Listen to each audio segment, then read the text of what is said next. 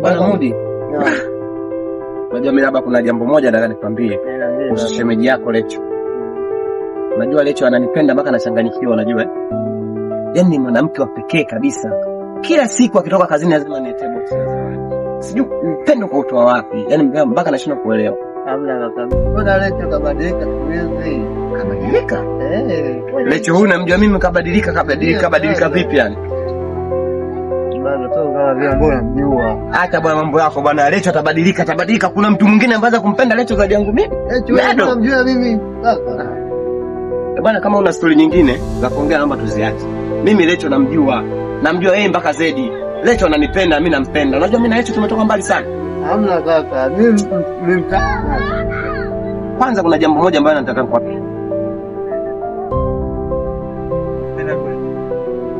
Tia kazi mjini ukafanye upunguze umbea.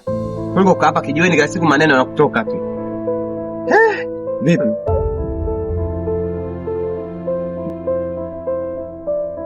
Lecho.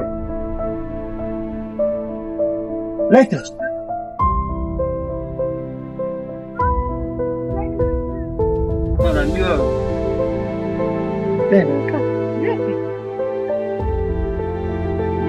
Wewe nani? Lecho unijui? Kuna shida gani wewe? Mudi. Lecho ni mpenzi wangu leo unanikataa. Mbele ya hadhara. Mbele ya rafiki yangu Mudi. No, Lecho, tunifanyie hivyo Lecho. Napenda. Wewe mnajua mimi? Wewe kaka una shoba. Vipi? Niache. Lecho baby. Vipi? Nikujui. Lecho, vipi mbona kinyanya wewe?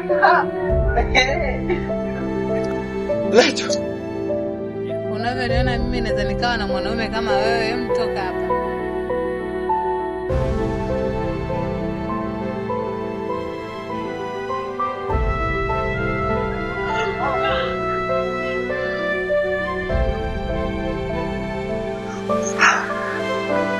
Sawa, lakini jua hii dunia tu. Iko siku utanikumbuka.